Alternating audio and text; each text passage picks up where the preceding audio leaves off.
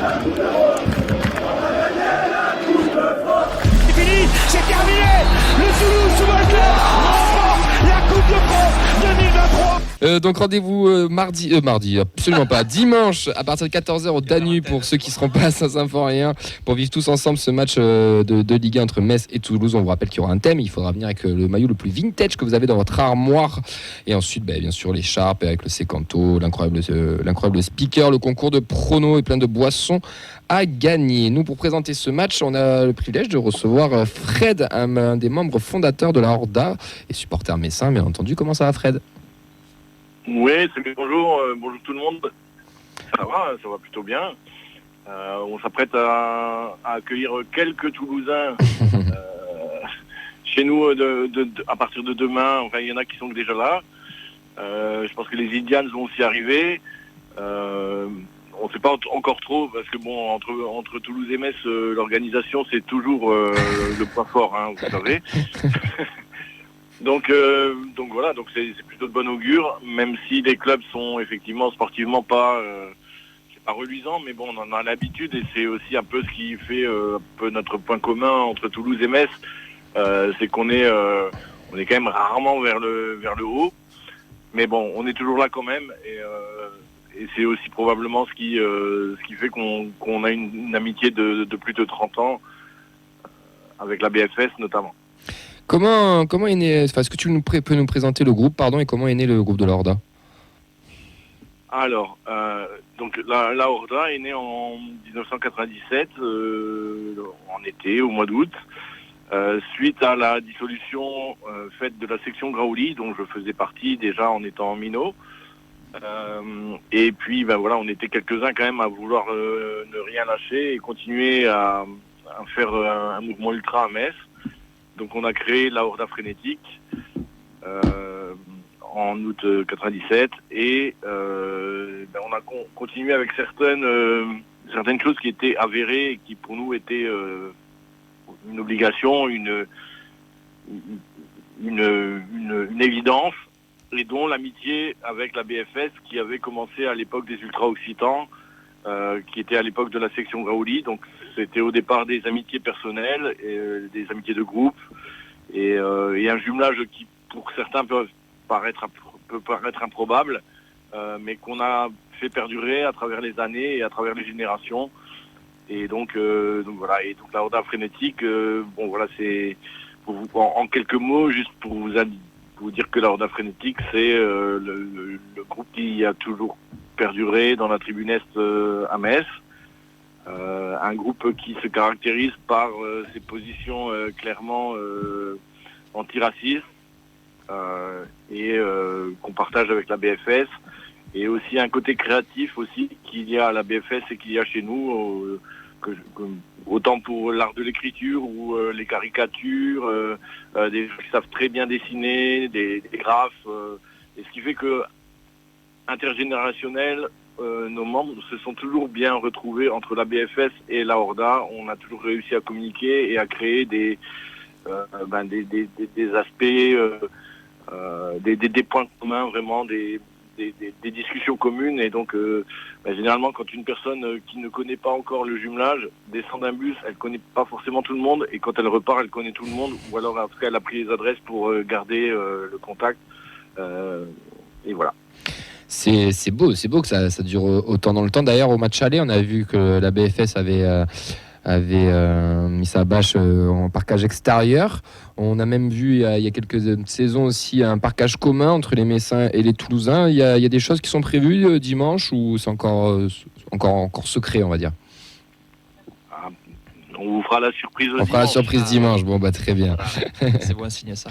En tout cas, voilà, cette amitié, elle dure depuis longtemps, et elle fait plaisir à vous voir. En tout cas, du côté de Toulouse, donc la BFS, pour ceux qui l'ont pas, c'est le boire fumé supporté, qui sont en général en bas du virage à gauche quand on regarde le match, oui, exactement, merci, et qui est lié d'amitié avec la Horda, comme nous l'a expliqué Fred. Et ils savent jouer de la musique. Oui, ils savent jouer de la musique. C'est vrai que le jingle vient d'un membre de la BFS. D'ailleurs, on va repartir sur le sportif un petit peu. Comment tu juges la saison messine, toi, pour le moment ? Pour l'instant, on n'est pas vraiment étonné. C'est un peu inquiétant parce que on fait il y a du haut, il y a du bas. On gagne des matchs à l'extérieur qu'on n'attendait pas. On perd des matchs à domicile alors qu'on n'attendait pas. Enfin, c'est toujours, on est dans le dur, comme toujours. À chaque fois, nous, quand on remonte, on est toujours dans le dur. Notamment parce que les dirigeants d'abord vendent les meilleurs joueurs. Mikko Tadze notamment, dont vous avez parlé tout à l'heure. Et qui nous manque énormément. Et puis on a recruté des joueurs. Alors souvent on fait des paris en fait. On fait des paris. On prend des joueurs qui sont un peu en échec dans leur club en Angleterre ou ailleurs.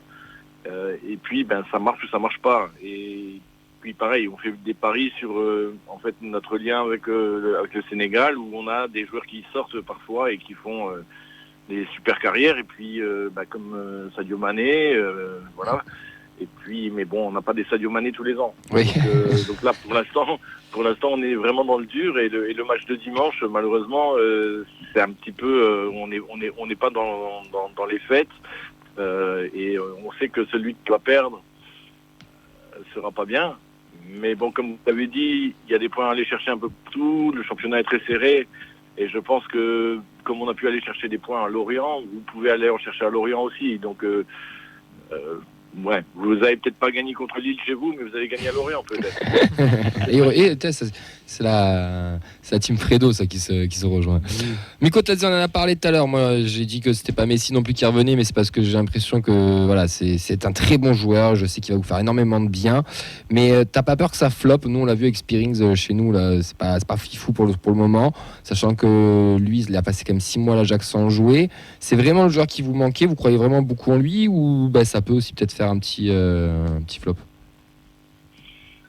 Alors je pense que au niveau des qualités intrinsèques, le joueur est prêt. Au niveau de la mentalité, il est prêt. Physiquement, on ne sait pas trop où il en est. Maintenant, moi, ce qui m'inquiète surtout, c'est que tout le monde le voit effectivement, comme tu le disais, comme Messi. Et effectivement, la pression, c'est jamais bon. Surtout sur un joueur qui est quand même relativement jeune encore. Après, ce qui m'inquiète aussi, c'est que celui qui aurait pu lui apporter beaucoup de ballons, pour l'instant, il est à la canne, c'est Van der Kerkhoff. Et on attend beaucoup de cette complémentarité-là. Maintenant, cette complémentarité-là, elle va avoir lieu seulement en février. Et d'ici là, il y aura pas mal de points qui auront été joués. Et je ne sais pas si on les aura gagnés. Et j'espère qu'entre-temps, il y aura pas les esprits, parce que je sais pas comment c'est à Toulouse, mais à Metz, les gens quand on gagne 2 matchs, ils pensent à la Coupe d'Europe, Coupe d'Europe, et quand on perd un match, on pense tout de suite à la descente. On a les mêmes, t'inquiète. Ouais, j'imagine. Alors imagine quand tu gagnes face à Liverpool. Ouais, mais vous avez gagné face à Liverpool cette année, c'est bien. Oui, mais bon, c'est un petit cache-misère quand même. Ouais, mais enfin bon, après, moi j'étais au match aller, j'étais au stadium, et j'ai eu l'impression quand même qu'on avait pris une leçon de football. Donc vous avez quand même une sacrée équipe, et je ne vois pas Toulouse en Ligue 2, ça c'est sûr et certain, pas cette année en tout cas. Maintenant on espère aussi nous rester en Ligue 1 avec vous. On espère aussi. Parce que souvent par rapport au jumelage justement, c'est que il y a pas mal de fêtes qui n'ont pas eu lieu parce que il y en avait un en Ligue 2, l'autre en Ligue 1, ou alors après il y en a, quand on s'est changé, il y en a un qui descendait, l'autre on va se croiser dans l'ascenseur, c'était assez triste, mais bon, c'est comme ça. On trouvait les moyens de se voir quand même, et on va continuer de toute façon à se voir, quels que soient les résultats des clubs. Messieurs, il nous reste 1 minute, on va faire les pronos très rapidement. Fred, feuille de match, ton prono pour dimanche? Allez, je vais dire victoire 2-1 de Toulouse. Sacha. 0-1 du coup. Pareil, 0-1. 2-1 pour Toulouse. Fred de Metz, ton prono? Moi je vois bien un bon partage entre copains, et comme ça on ira boire une bière tranquillement après. Écoute, je pense que sur le principe ça nous va, sur le plan comptable ça nous va pas trop. ni à vous d'ailleurs.